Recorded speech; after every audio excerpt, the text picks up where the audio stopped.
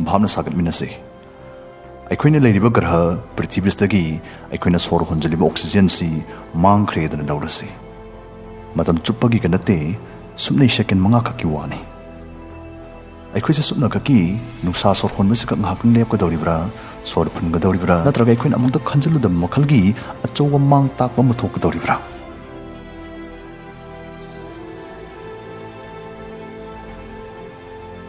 अखोइगी नुसित के लेरोल atmosphere state करी थोकनी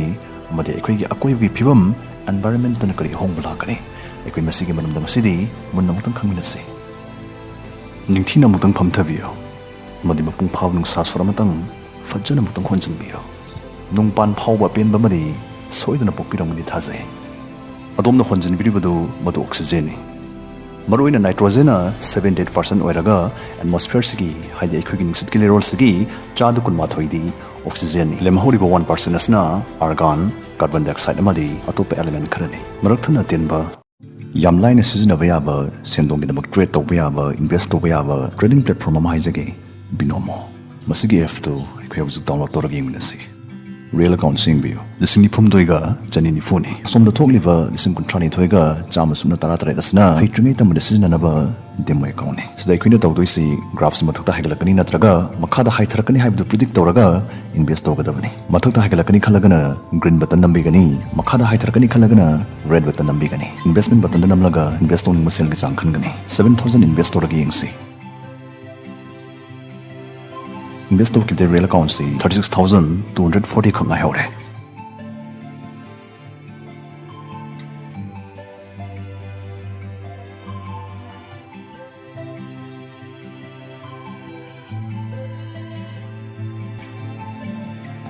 होजमु येंगबियो रियल अकाउंट से प्रॉफिट यावरगा 49,050 सुरमले डिपॉजिट बटन से नंबिरगा लाइन डिपॉजिट तौसु यागनी डिस्क्रिप्शन दगी डाउनलोड तौबियो अदुगु सेक्शन बियो दोंबा खकी वखली थादोपियो But now, wow. अखोइगी नुसित के लेरोल एटमॉस्फेयर स्टेट ख्वाइदी मसिंग याम्बा गैस से ऑक्सीजन ओइजद्रगसु ख्वाइदी मरुइबा गैस ते ऑक्सीजन ओइदी ग्रह स्टेट ऑक्सीजन से लेरमदब तारगदी उवा सांगा इसिंग अमदे अखोइ मियोइबना मफम स्टेट लेरमलिबसि मसि लेरमलो हाइबसि अखोइ खुतिंगमंग इखंग खंगनरबा वाने सुमनै सेकेंड मंगा खक हाइबसदा ताबदि पंग्याम याम मतम नते अखोइगी पृथ्वी से कैसु तौरोइदना खनबसदम यावगनी मरमदि अखोइ मियोइबा यामबना सेकेंड 30 मुक्तदमक सोर थिंगदना लेबा ngamnai ऑक्सीजन लेत्र हाइबसि मसे अखोइगी हक्चांगना खंगबदा फाव नाकदि पंथगनी सेकेंड मंगा सिगोइनदि अखोइगी नुसा सोर होंदोंजन तौबदसु थोइन अहोंगबा लेरोइ हानगी मतौगम अदुम लैखिनी अदुबु अतोपा चच्चता अकोइबगी फिबम नत्रगा अतोपा हक्चांग क्या सिगोइनदि कमदोबा सुबनगी सेकेंड मंगा खक्तुदैदा अखोइगी पृथ्वी से अखोइगी ग्रह से मपुंग फाना अकीबगी मसक फंगना पुंगहोंग होंगलगनी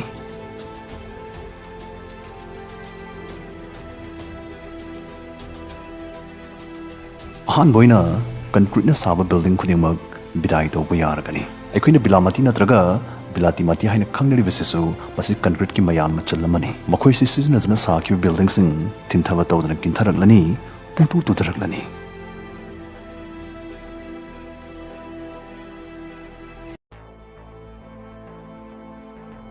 कंक्रीट की मागी फाजन चिंगसिनबगी मथौसी मसी ऑक्सीजन तौवे ऑक्सीजन लेत्रबदा कंक्रीट ती इचम चम उफुलगा चम मानै खेनब किसु लेते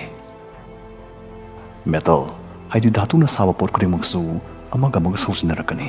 मसिगी मरमदि धातु सिंगस्तेदा मखुइ मसल अमगा मगा सौजिनकिदनबा ऑक्सीडेशन थोप कुयोम म यावरी मसिगी कुयोम से मांगकिबननी धातु सिंगसे अमगा मगा मखुइ मसल सौजिनबा हरक्तोरिबसी मतंगस्तादोमना फी मतत मता सेतुना नुंसा याइबा नुंसादा लेबा थोगदी तमतीबा सनबर्न नुंसागी मैसाना साथिना चाक थेकपा काथेकपा हरकलनी मतंगस्तादे अखोइना खुदसा से काथेकतनबनी माइमित से काथेकतनबनी दने अखोइना सनस्क्रीन लोशन तैबना काथेकपसदगी कनबंगमलोय मसिगी मरमदी नुमित की मांग तंगाई ओरिबा अल्ट्रावायलेट रेस से मांगथोक पिरिबा अखोइगी चुंगोइ को मथौ तोरिबा ओजोन लेयर से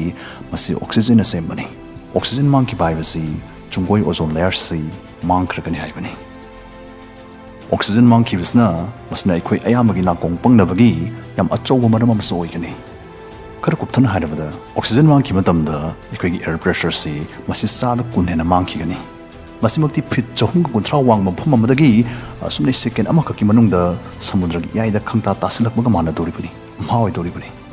masigi tian khraba min kupsigi manungda aikhoi na kongsina uriba films deida chusinnabagi matam phanghoroi ya drum si pokhaiban hangani atomna plane tongba matamda plane duna sum wangkhana paikhalakpa natraga moregumba ngamkhat wangkhat paching man gi jaga da gari tongduna satpa matamda adongi nakong du phunjalakpa gumba yawbi kharabra oxygen mang khra matungda ekoi gi nakong sida oidoriba ekoi gi nakong da thingna gadoriba si asigum musli de yam sathi ba phibam madude ekoi gi drum si masima khatana khangba ngamdraduna matumta pokhaira gi phibam tanpham do oidoribani mai hogatpa mai chapud oxygen change oxygen leitaba taragadi fire mai haiba simsu leiraroi hawa gari singda combustion gi mathau tawraroi maramsna hawa gari singsu thauba yada chapchap leptuna leigani car million kya makoi ki lambel da panduna chapchap leptuna leigani mitrang gi masak oigani nongthak tagi aeroplane sing helicopter sing nauri maruna palbu chekum masing phanyam kelakani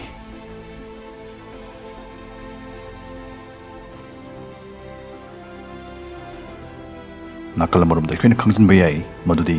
numit ki mangal sunlight na prithvi ki atmosphere nusit ki leyo se ro matamda nusat yawri ba ke samasung phulwai phulna sing ba tonga tongna particles sing na mangal si masim mai kai khudim ta chaitho hali sandokhan ki blue light si hadi higo muju gi mangal si masi atmosphere da leri nusit ki apik molecules kyana mai kai khudim sandokhan ki adubu atopa masu singdagi blues na tensile bo wave amina sandoki maramna atopa color sing na sai thopa sandok isang si blue dagi am heli maramsna equina ayama matamda tia si higong machoina uribani the blue sky adubu nusit ki lerol dagi oxygen mang khra matung stadi atia si mapung phana mamsilagani masi pumsi thokling icharak seida rithibig mapan thang thang bolibak lerol ekoi gi khongnet phang khongda pham oina leriba rithibig sigi mapan thang thang makugum leriba ekoi gi crush haina khamnari lerol si mapang paksha khaiduna lening da kintha baurlani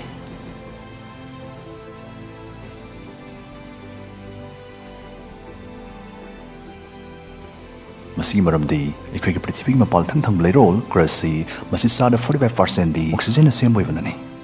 asung kintarak paling kharak pasna prithvi ki leimais de hek leriba acha ta puna makhaktana leinung da leirolung da tasala lakani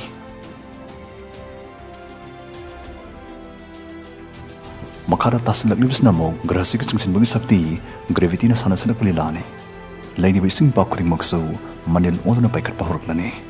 maramdi sing haibasi saruk ama chada hairagana kuntram de oxygen ni saruk ani mana hydrogen orivani oxygen hek mang ki daidi mahi oina leram ising si masim manil ulakani maramdi ising dai oxygen mang khragadi hydrogen tamang ai hore aduga hydrogen gi masagi asem phreidi manil oina leibisni periodic scale asu masna khwaidi yangba chemical adu oibani maramsna masana paikhat ki batawani